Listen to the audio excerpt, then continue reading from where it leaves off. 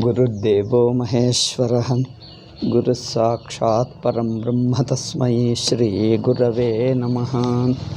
Yeah, today is Sunday and therefore Gita. Okay. Where did I put my watch? Okay, I'll see that what is in the wall only. Already 20 minutes passed. In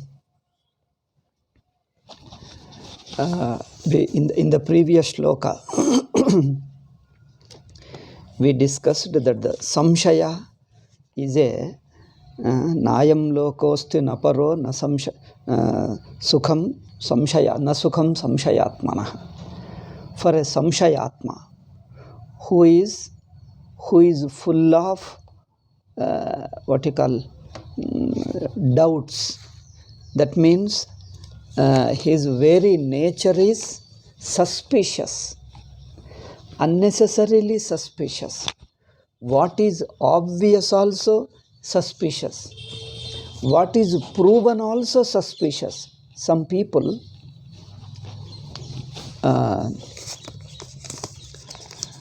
what is anubhava siddham, he suspects. What is convincing also, he is convinced but doesn't accept. See, very difficult people. Have you ever seen such people? Ayyo, today we have nothing here.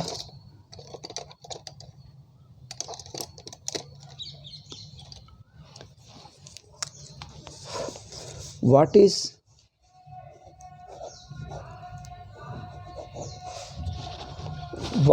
anubhava siddham? Some people go by blind belief. Such blind belief means either you believe some book or some person, either you believe one person or a book or some tradition or something. Because of his tradition, he cannot inquire, he cannot do vichara, he cannot inquire, watch, analyze and understand the facts, even if they are explained, presented to him, pointed out in his anubhava. Mind doesn't accept, because he accepts somebody else. This is okay, we don't feel this is bad. Just for contrasting, I am telling. Some people just believe. Even belief is good, but it should be properly guided. But the problem in belief is, if you believe the right person, he will guide you. How the belief should be purified further and deepened and all that. But the belief itself conditions you, brainwashes you, creates problem. Then the problem is with the person who is teaching you belief. The book you believe, the tradition you believe, the person you believe are problematic. See, the problem is in belief. This is one problem. If the quality of belief is not good, that is, if it is tamasa quality, then the teacher or the tradition or the book you believe, the teaching you believe should help you to purify your mind, and so that your rajasa nature can become, tamasa nature can become rajasa, and rajasa can become sattvika, so that is okay. But we are talking in another nature. Here he doesn't believe anybody. Some people, atheists, do not believe anybody, at least they believe their own intellect. Whatever their intellect understands, that alone they accept, others they don't accept. But even to such a person, as long as he is open-minded, we can again convince him. Let him go by his intellect also, doesn't matter. See the problem, there are some problem with belief, problem in thinking. Those who think and think that they are atheist, they believe only in thinking. There also they are conditioned. Believing also is a condition. In fact, our Shastra says belief itself is beautiful. And thinking is also beautiful. These are the two capacities of a human being. One is the capacity to believe, another is capacity to think. Both are good as long as they are good, as long as you use them properly. But the thinking also becomes a problem, belief also becomes a problem if it is accompanied by certain other weaknesses of a human mind. If the believing is of a low quality means a tamasa nature, the belief makes you inhuman, cruel and destructive and all, because the belief tells me and I'll do it.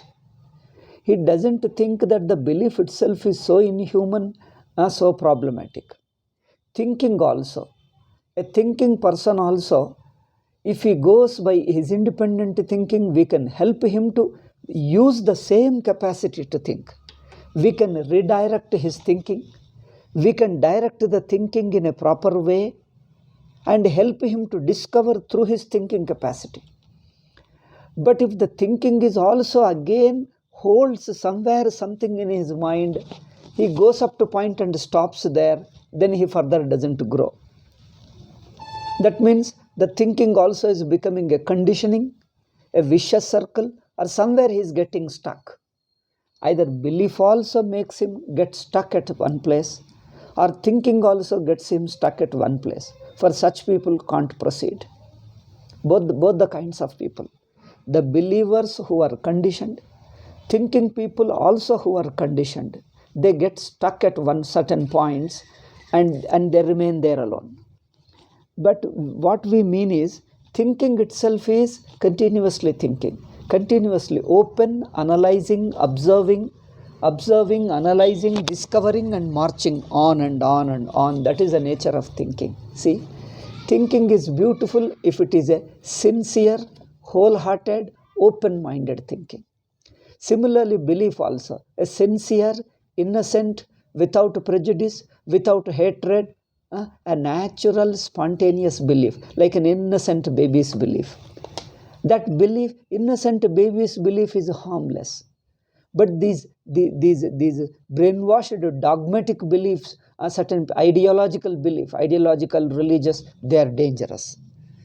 Because that natural, spontaneous, the childish, innocent belief is not there. Because the belief itself is a purity. Belief itself is an unconditional belief. Because it's a total, the belief is so innocent, the very belief deepens, grows, expands, it becomes one with the whole universe. See, the belief accompanied by a feeling, it believes anything and everything, it accepts. What by belief we mean is acceptance. But that acceptance also should not block you at one point. Generally what we see is, he believes on one point and he gets stuck there. But what you believe, you keep believing again and again. Believing goes on and on and on. The belief opens up, goes on and on, further. The belief overwhelms the whole universe. Then everything becomes the one. That also leads you to the same thing. This is what we call Bhakti Yoga.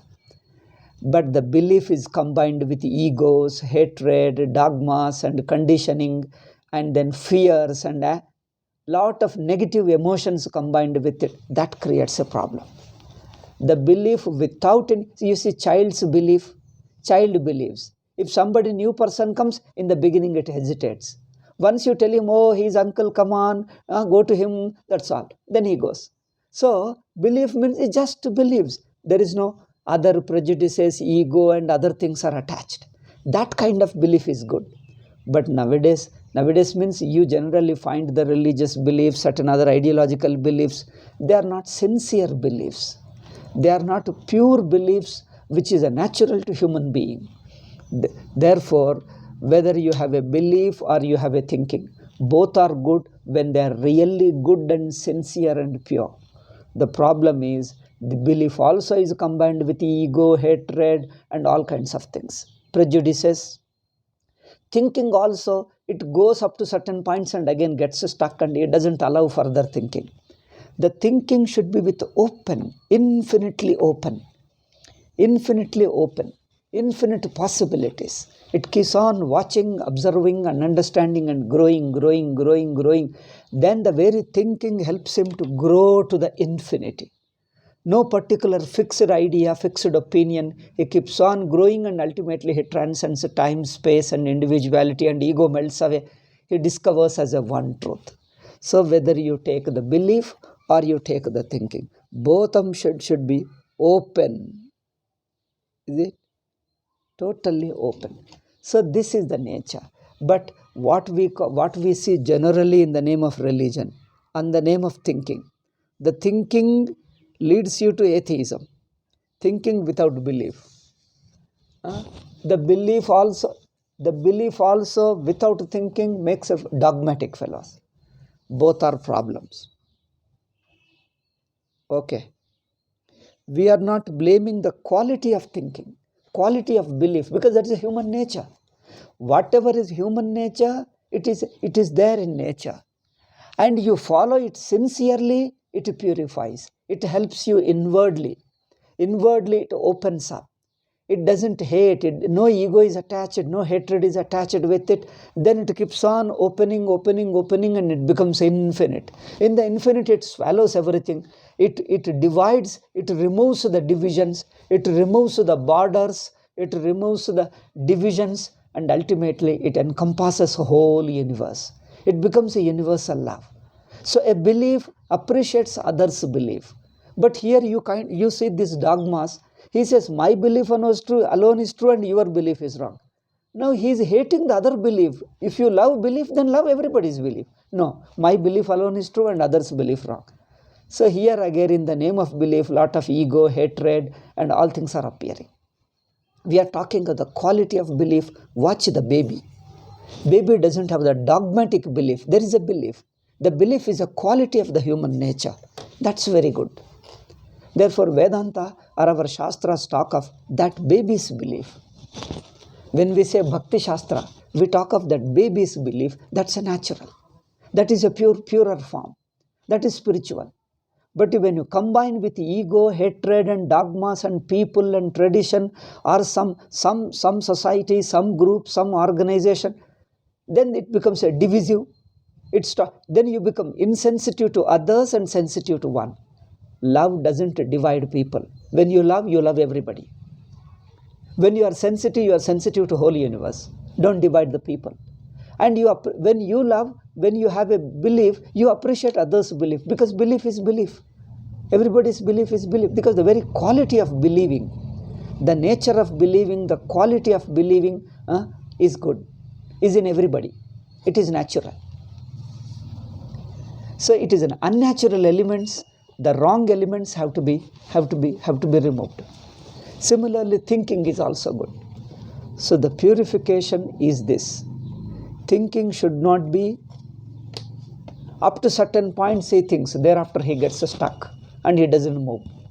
Atheists also like that. They think and they get stuck because their own arguments block them, condition them, and they don't go beyond certain things. So anything, if abused, goes wrong. Anything sincere, wholehearted, given by nature. Nature means God. Whether you call nature or God, it means the same. Bhagavanta, either you call Bhagavan or you call nature, because they are not true. Whole Bhagavan is all pervasive, whole nature is He. Therefore, so the Saitan, what the European religions call Saitan, is only the unnaturalness is Saitan. The Satan, Saitan is an Indian way, they call in English Satan. So the Satan is unnaturalness, the conditioning, the ego, the hatred, that is Satan. But the belief or thinking, both are good. That's why we have Jnana Yoga, Bhakti Yoga. Or in all our traditions, both Jnana, Bhakti go together. You don't separate them.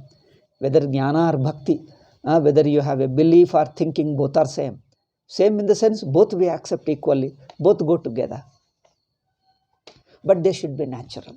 So all the negative feelings, divisiveness, hatred, and these things should be removed. Then mind purifies and goes ahead. That's why he says, Agnyascha shraddadhanascha samshayatma vinaschati. A person who does, a prejudiced thinker. If he is a thinker, he is a prejudiced thinker. If he is a believer, he is a prejudiced believer. Okay? Prejudiced means dogmatic believer. A dogma is a prejudice, isn't it?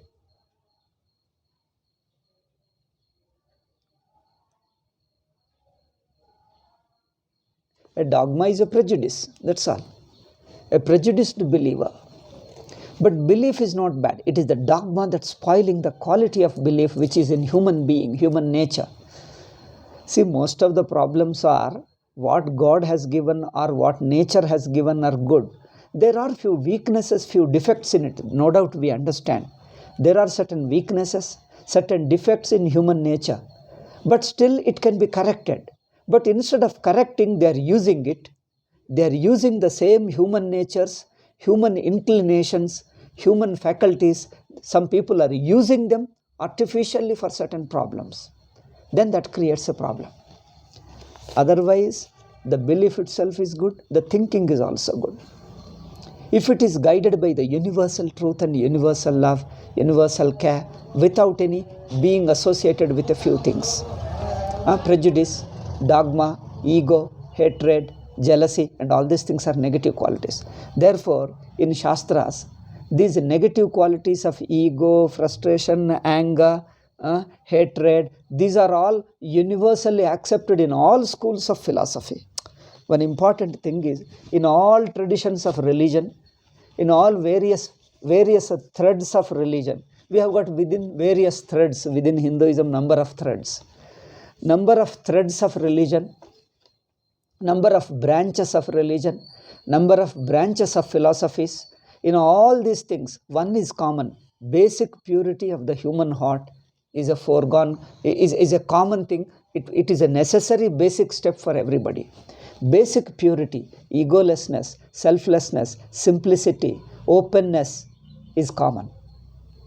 Because once you are a believer, you can accept wherever the belief is.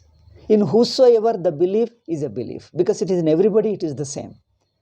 So this way, this is the common thing. Once you purify your mind of your this ego, and then anger, and then prejudice, then you will be fit for real deeper philosophy, deeper thinking, deeper inquiry into the truth. Okay.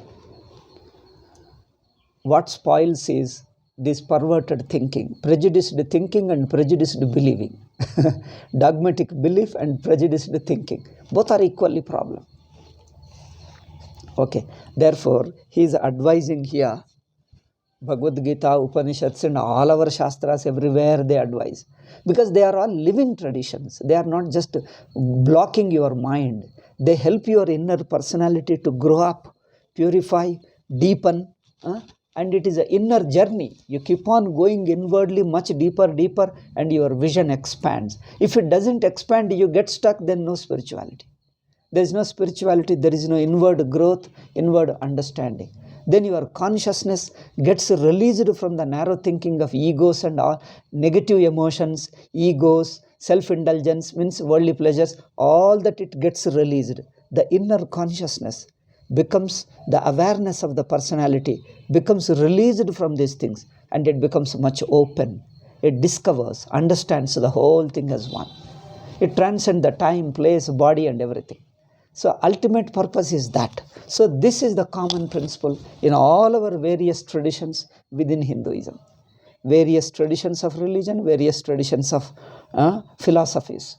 All of them, a few differences are there, but this basic thing is commonly accepted in all of them. And it must be. Otherwise, nobody calls it religion, nobody calls it philosophy, nobody calls it spirituality. If there is no element of spirituality, no element of mysticism, I don't know how they interpret. Okay, we can use mysticism in a broader sense, because mysticism also may have their own certain peculiar ideas. It should be a basically healthy personality. Healthy.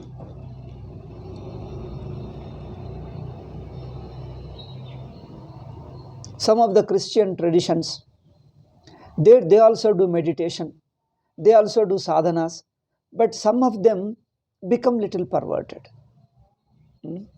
They overdo, take up one thing and blindly, and it looks very perverted. You can see some of them. Like the stigmata. You keep on imagining Jesus, and Jesus suffered, and you start feeling certain suffering on your body. And these are all identifying with certain low level of mind, like your pranamaya kosha, manomaya kosha, certain feelings, certain stigmata you associate, and they do like that. So these are all, your mind is believing and identifying with certain small things of the mind. So here in Vedanta, the belief or thinking should go to the root of it. That means it should expand your inner awareness, transcend the individual personality, these emotions, feelings, thoughts, the miracles, etc. Miracles only show the another level of nature only. Miracle is also nature. There is no such thing called miracle, because all miracles are within nature. They are only higher nature, that's all they mean. There is a higher nature, one is a physical nature, another is a little subtle nature. What you can say, supernatural they call them. One is, in fact, the supernatural word we don't have at all. All are nature, all is nature. This is a physical nature, that is a subtle nature, sukshma nature we call. This is a sthula prakriti, that is sukshma prakriti. So there are laws at two levels. One is a physical laws, another is a sukshma laws, that is a subtle laws. So laws are functioning at different levels. So you can cultivate your mind, concentrate and develop them, identify, and they come with you. But all that means only a level of mind and body alone. Here, cultivating certain faculties at the level of body and mind, maybe powers, maybe occult powers or supernatural powers, they are also part of worldly life alone. We don't call them any spiritual at all. Spiritual is inner real growth, egolessness, purity, and expanding of your awareness. That is real spirituality. That is real spirituality. So because powers you find in many people, non-spiritual people also seem to have powers. If there is a power may be an additional accompaniment. Okay, these occult powers, supernatural powers may be an additional accompaniment, but miracles itself is not spirituality, I tell you. Miracles itself is not spirituality. It may be an additional accompaniment. You have them, and still you use those miracles out of love and compassion for the universally, for everybody, for all human beings, for all living beings on the earth. And appreciate, just as these normal natural laws are divine laws, God's laws, even those powers are also God's laws. God manifests in different ways. Even this common simple way, common simple laws of daily life, that the sun is rising and setting, earth is going round, even this is God miracle. Even the natural laws are miracles. You see, science is discovering so many things, the medicines, you see the motor automobile, the cell phone, all these are miracles. So nature contains many miracles. See, human nature, human body also contains a lot of miraculous powers. Human body also has certain. So nature, physical nature has certain powers, and subtle nature, the inner nature also has certain powers, but they are all certain laws alone. You may use those laws, you tap them, you discover them, you cultivate them, you may use those, but you remain at that level alone. We mean transcending all these laws means transcending your very individuality. Your very individuality, you transcend your bodily consciousness, and the consciousness free from the individuality, ego, minds, emotions, then even the limited thoughts and conditioning, it becomes totally released and becomes one with the whole universe. Okay, so that is spirituality. Therefore, Vedanta doesn't disbelieve miracles and all that. We see as these powers, they are also powers. We just don't take them any seriously. They are there. People think that, oh, Vedanta means we don't believe. They are there. How can you disbelieve? As you are seeing the so many natural laws, a few more laws, what is there? A few more laws. They are also laws. Just as you see these laws, and they are also laws.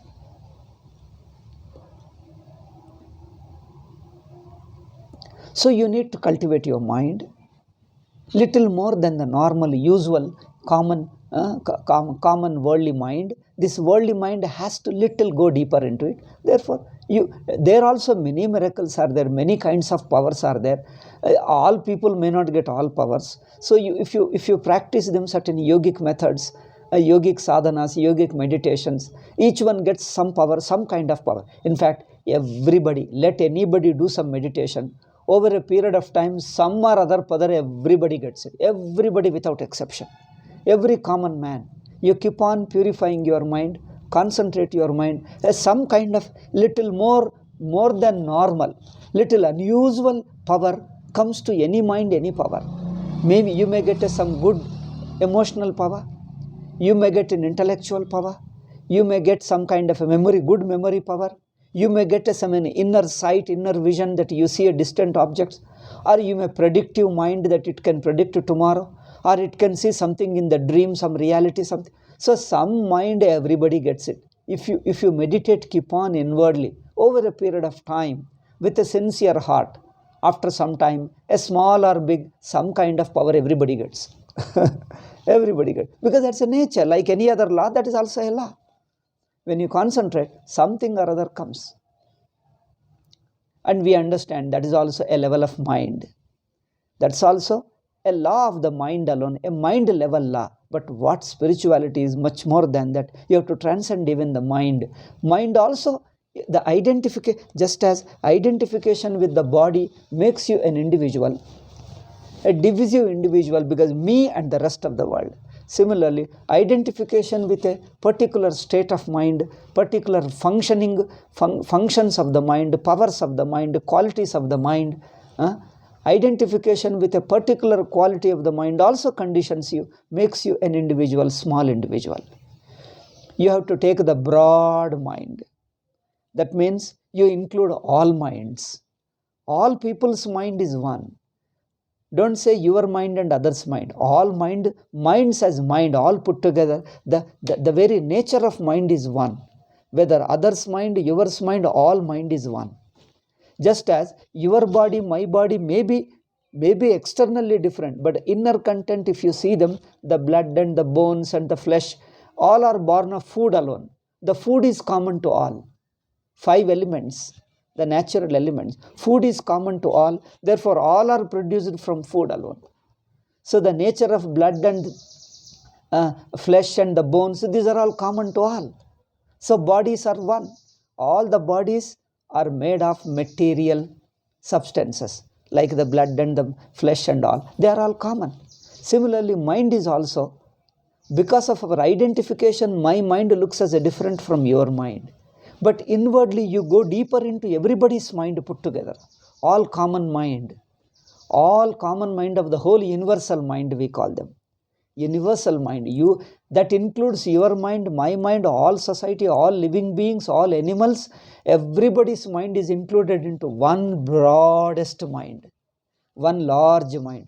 This is what we call Hiranyagarbha, a collective mind, a total mind. This is one level of Ishvara. Ishvara at certain level. All minds put together, they are interconnected. Therefore, if you go to the core of the mind, then you will be able to feel others' mind. So that's occult supernatural powers. But that also sometimes binds you. That also sometimes creates more problems also, because you would not know whether it is your mind or others' mind. You get confused. When you start reading others' mind, others' thoughts come into you. Others' feelings come into your mind. So you will get confused whether it is your feeling or others' feeling, whether it is your thoughts or others' thoughts. You keep on importing others' thoughts, and it becomes a more problem. Better don't have any occult powers, no supernatural powers. Be natural human being, that is better. That's better. You'll get more confused. Every power has its own limitation. Every power has miracle, has its own disadvantage also. Just as you have an advantage, there will be disadvantage. Everything has its own problems. Therefore, having miracles doesn't mean all great and all happy. It has its own problems also, its own limitations, its own difficulties. We are just analyzing the nature of human mind. So don't worry. Don't disbelieve that there are miracles and then the supernatural powers. At the same time, don't be so much fascinated and think that that is so great and all spiritual, and once you cultivate those powers, then you are God, you are divine and all that. That way it is there potentially all those powers are there in every human mind. All those powers exist in every human mind potentially. So a particular mind you cultivate in a particular manner, a particular power arises in you. It may arise, it may remain for some time. You see, regarding these powers, these are all Yoga Shastra. It is a different yogic. So anyway, the context has come so little bit, I am telling you. So yogic powers may come. If you have to continuously cultivate them and do sadhana. If you don't do the powers, after some time they disappear. See, the nature of powers are such, you develop. After some time you keep on using, and the ego and other problems come, ego and selfishness, then the powers disappear. Or others, you end up abusing those powers selfishly. You start abusing against enemy, and after some time they will disappear. Or you will incur more papa, more sin by abusing them. Then you will have more other problems. Therefore, and the powers have its own disadvantages, so don't get attracted at the same time. Don't disbelieve and don't get attracted. Take them naturally. They are there. Those who want may get them, or it may come, otherwise leave them. Don't get too much attracted to them. Like there are many natural powers in this nature, similarly subtle natural powers. Okay, it is there. That's why in India, Vedantins, we believe that we have got many miraculous people in India, some yogis and etc. Some people go there and do namaskara, and then they'll bless you, and they'll, because of their miraculous powers, they'll help you, they will do something. If they heal you diseases and something, you do namaskara and come away. And you don't fall a cult in his name and then he said he's the only God and then all those things he will save you. And this kind of foolishness we don't do. We have got many Sai Babas and etc. We have got many. Not that everybody went to Sai Baba. Few people went, few people respected him from a distance. At least he is doing good thing, he is teaching people to be selfless, loving and caring, and then believe in God and do Namajapa, and then learn Vedanta and learn some, be pure in your heart and help people, serve people, be selfless and etc. Do some bhajan, kirtan, namasmarana, puja. So he is helping people and telling some good values and spiritual values. Okay, some people respected him from distance only. And some people went and visited once or twice and came away, and they don't go regularly. Some people went regularly. But we have got many more Babas and saints, people having lot of miracles. But we don't say that this is only God's miracle and then all those things, then you create a cult in the name of it, and that goes on endlessly. And that is the only God, and God does only miracles. You believe the miracles and the God comes and saves you. This kind of things we don't have. Neither we disbelieve, nor we make a cult based upon it. Okay? Don't make a cult out of it. They are there in everybody. Some people cultivated, some people didn't cultivate, that's all. Some people get it easily because of the Purva Janma, we call in the past life. In past Janma you have cultivated. In this Janma you do little sadhana and it comes up because you already cultivated a lot in your past life. Some people take longer time, some people take quite long time to cultivate because in past Janma, in past life he didn't cultivate much. So this is the simple logic. This is how we follow yoga. Therefore Indians not get attracted nor disbelieve. So this is the simple things. Like these are all these natural powers are God's. So that is also his power. The water is there, fire is there, sun is rising and setting the light, and your eyes are seeing, ears are hearing, your mouth is talking, your tongue is speaking. All these are miraculous powers. Isn't it miracle?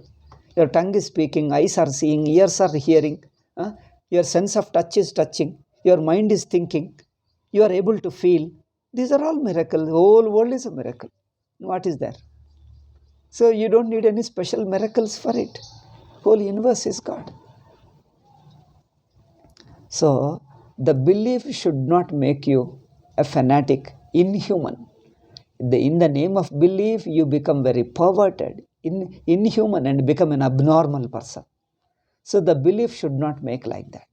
Thinking also should not make you brute and careless and irresponsible person. If you don't believe in God, then you will become only no values, no ethics, and just exploit anybody and do anybody, not afraid of anything. This is another extreme. You become a kind of a hardcore atheist, an atheist, negative atheist. Hardcore means a negative atheist, an immoral atheist, unethical atheist, selfish, egoistic atheist. Therefore, the ego can remain in atheism, ego can remain in theism. So then both of them are spoiled. The thinking is spoiled and the belief is also made impure by ego and hatred and perversion. Therefore, grow out of the small pettiness, becoming a broad-hearted, selfless, a generous-hearted. That is the common purity which every branch of religion should teach and must teach. Otherwise, then it is not a religion. It becomes something else, some cult, some creed it becomes. So therefore, we don't believe in creeds. There should be a religion. Religion is different from creed. Okay, I'm using English words because so religion is a simple, natural to human being. It is there in everybody. It is in the heart of every being. Everybody has his. Therefore, everybody is born with his religion, and he lives in that, and he grows inside it. As long as you don't interfere, don't spoil it by your artificial teaching. These artificial religions, organized religions, spoil the real religiosity of the human nature. Real religiosity is there in every human heart. In every human heart it is there. We have to cultivate it, purify it, give a proper direction, help you to grow properly. Instead of that, we spoil it, we condition it, we brainwash it and make it negative and make him devil. And you see the people in the name of religion, what kind of things are going on. I can kill people, I can forcibly convert, and I can destroy others' temples. And I say that my religion alone is true. Where is the question of my religion, your religion? Religion is religion, belief is belief. The very quality of belief is same in everybody. Why do you say your belief, my belief, and others' belief? Everybody's belief is belief. So, this kind of dogmas are creating problems. Conditioning, prejudice, these are creating problem. I think you have understood what I told elaborately with all these examples. Therefore, he says, sandeha. Sandeha means a doubt. An emotion also, closed mind, doesn't accept others. Only mine alone is good. But thinking also, too much of suspicious person. Everything he suspects. What is natural to human mind? What is there in everybody's life? In everybody's heart also he suspects. And he believes something, and suspects everything natural in you. What you supposing you discuss and explain to him. He says, what you say is right, but why don't you accept it? No, I can't accept. Because why that? When you are convinced, why don't you accept? Oh, he's convinced, but he refuses to accept. Now this is the problem. For such people, growth is difficult, spiritual growth is difficult. Therefore, person should avoid this kind of prejudiced belief and prejudiced thinking. Okay, should be open. God who protects us, Bhagavan who protects us, Bhagavan who guides us. In fact, if you listen, if you pay attention, the guidance is there in everybody's heart. In everybody's heart, it is there subtly present. In fact, the purpose of Vedanta is to awaken that inner guidance, the inner Sakshi, inner witness, consciousness, Atma. It is there in everybody. The purpose of Vedanta is not to control you from outside, and another person, a prophet or somebody from outside, a guru. We are not here to control you from outside. We are here to awaken your inner beauty, the inner purity, the inner natural, that child's belief, inner thinking, inner purity. If you awaken it, purify it, properly direct it, then it leads you, guides you, because that is there. Inner Paramatma, Bhagavan is there in your heart, because he is the soul of everybody, he is the Atma in everybody. is in the heart of everybody. It is only covered up by external extrovertedness. Our extrovertedness, it is covered up. The inner purity, the inner direction, it directs us.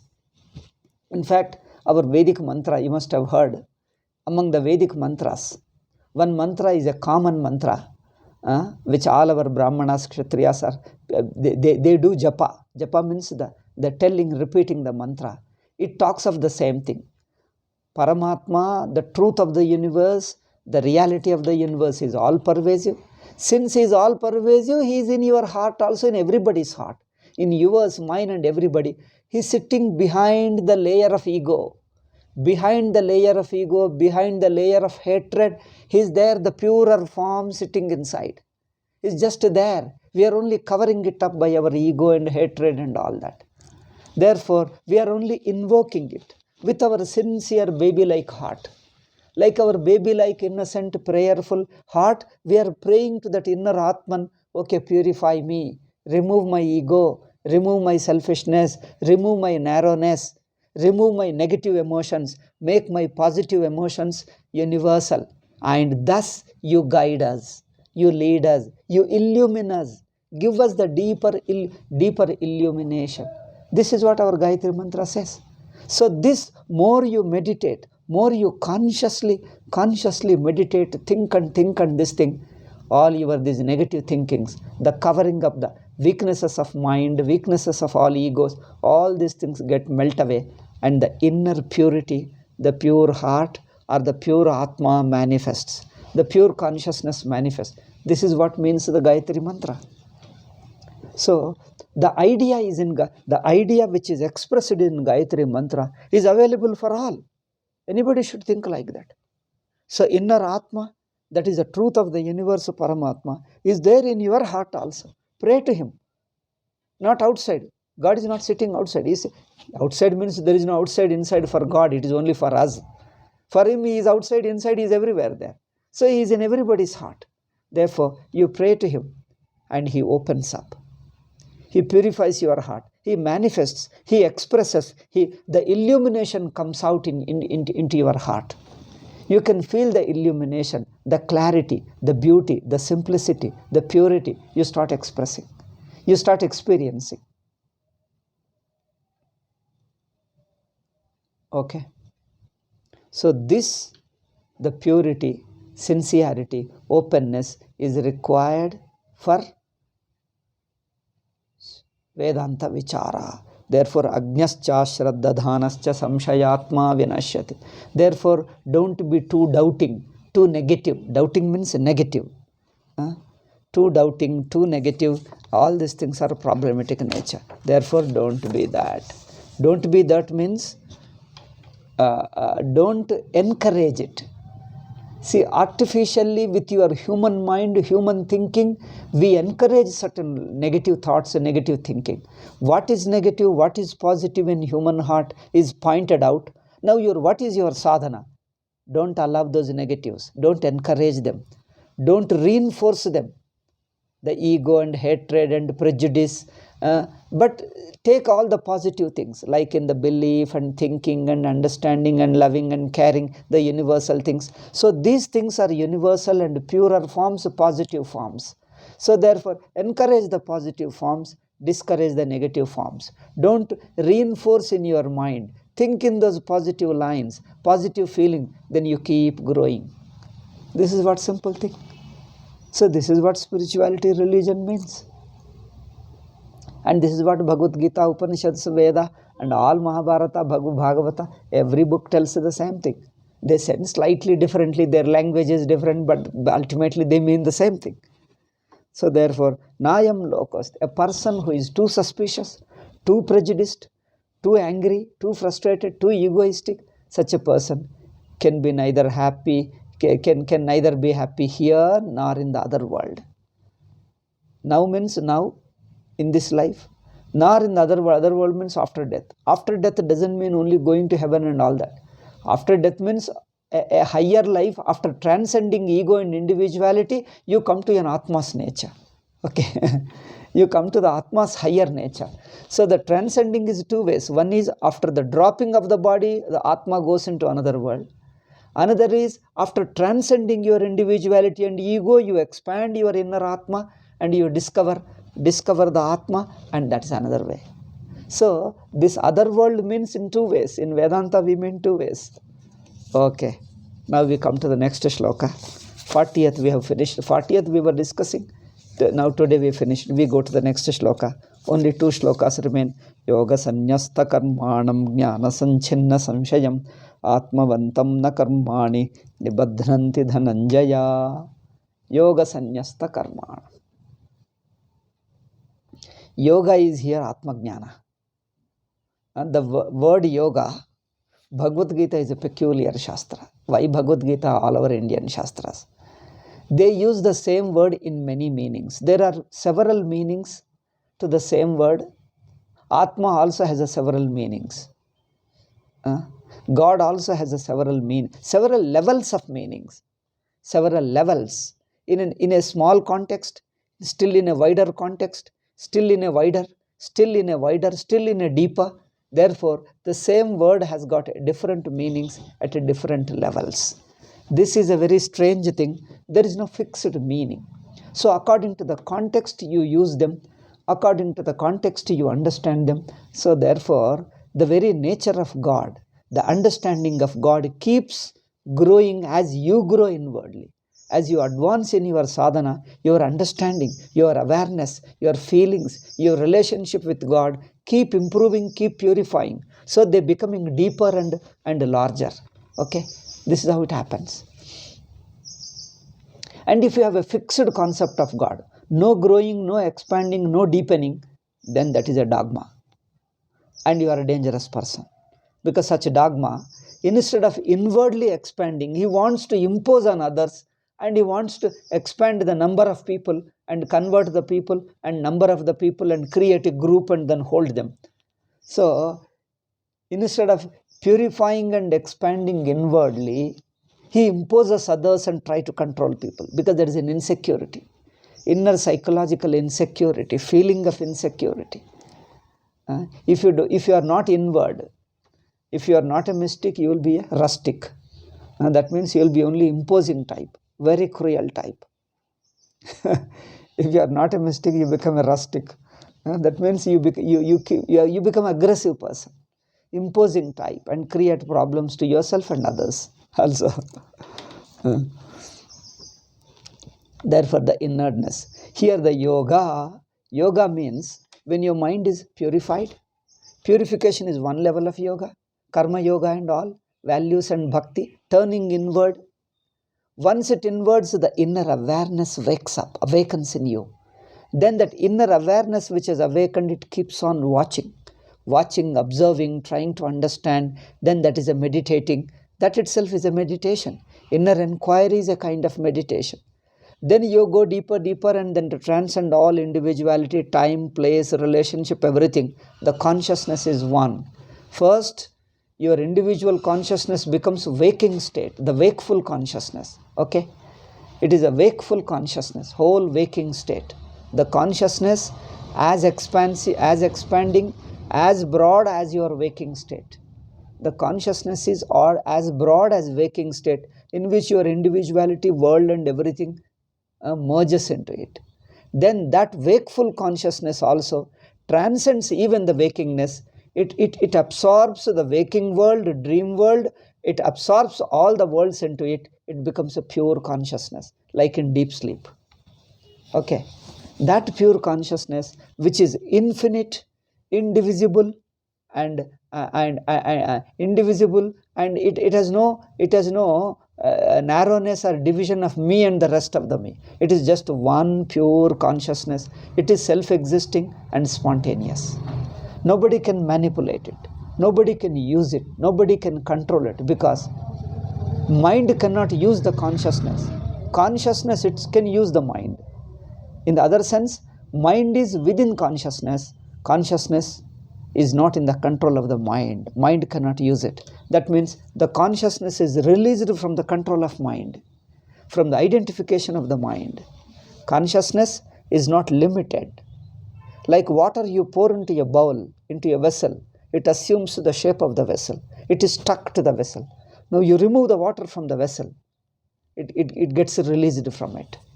It expands. Similarly, the mind should, now the mind, our consciousness is poured into the mind. It has assumed the shape of mind.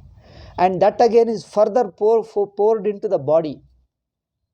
Therefore, your consciousness is assumed the shape of the body, shape of the mind, shape of the sense organs, shape of our ego and our experiences. Now, the consciousness has to be released from this. The water poured into a vessel, into a tumbler, has to be removed from it. A glass tumbler, a steel tumbler, whatever, a steel vessel. So the water has to be removed from the vessel. Therefore, the shape of the vessel has to be, it has to escape itself. It has to be released from the shape of the vessel. Similarly, the consciousness is stuck with the body, stuck with the body because it has assumed the shape of the body, so it has to be released from it. It is stuck with the sense organs. The consciousness is stuck with emotions, thoughts, so the ideologies and ideas. So it is stuck with intellectuals. It should become free from any ideology, any thoughts. And the consciousness, see the consciousness as consciousness pure, without any getting stuck, getting identified with the mind, intellect and feelings, the feelings and thoughts and ideas. Okay, this is spirituality. Inwardly you grow, de-identify with it. De-identification is only a discovery. You can't impose on anything. You can't imagine. It is not a matter of imagination. By imagining, you can't de-identify with the body, mind and sense organs. Okay, by watching in your one, a discovery takes place. An awareness arises in you where you are not identified with the body. Body is in the consciousness. Consciousness is larger than the body. Consciousness goes beyond the body. Body is one aspect of it, one small aspect within the consciousness.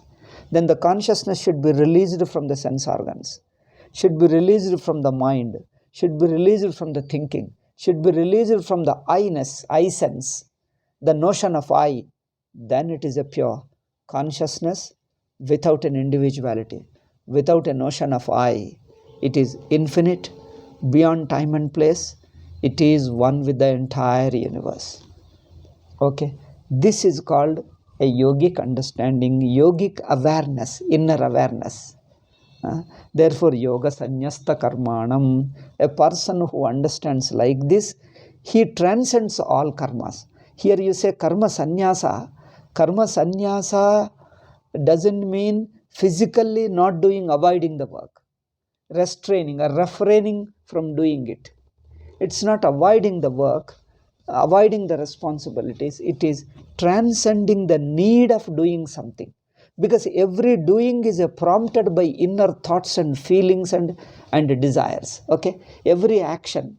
In Vedanta, an act or a deed is not a physical level alone. It has got an inner core. So inner core is a push. Inner core is a motive, an energy which pushes you. A motive, a desire. A motive, desire pushes you to do the work. Therefore, behind the motive is the ego. Okay? When we say karma, ego, its motive, and it expresses in the form of some action. These three put together is called karma. Karma, an act or a deed, has got its roots in a motive. The motive is based upon ego, individuality. So that individual ego and the motive and the external act, all these put together is called karma. When we say sannyasa, all karmas have to be given up, we mean you have to transcend. The karma is, you cannot give up the karma as long as you have a motive inside, because it is the motive that is pushing you to act. People think that I can just give up karma. Nobody can give up. Nobody can just avoid doing work in life, doing something in life. So because every work is pushed, prompted by inner motives. So you learn to transcend the motives. You learn to melt away the motives, individual motives, selfish motives. The individual selfish motives melt away then the root of those motives, ego also melts away. The more ego melts away, more motives also melt away. Then the actions also get transcended. You transcend the actions. You transcend karma. Therefore, yoga sannyasta karmanam 41 shloka says, all the karmas you transcend by your understanding, by your inner understanding of the truth. More and more you grow introspective, more and more you grow meditative, your individual actions, individual motives, that individuality melts away. This is called transcending karma. Yoga sannyasta karmanam jnana sanchinna samshayam. I think this one we'll tell in the next class. We had some holidays in between. I think last week we had holidays, I think. No, before that. Once in a while we have a holiday due to many reasons. Anyway, I can't tell you all those things. There are several reasons. So, only that yoga sannyasta karmanam we have discussed, we have explained. Jnana sanchinna samshayam, atmavantam. These two have to be explained. Then nanibadnanti dhananjaya. Arjuna, they don't bind you. If you discover this, you are free, you are liberated. Nothing binds you. Okay, next. Jnana sanchinna samshayam. We'll tell in the next class. Om Shanti Shanti Shanti. Harihi Om Shri Gurubhyo Namah. Harihi Om Tat Sat.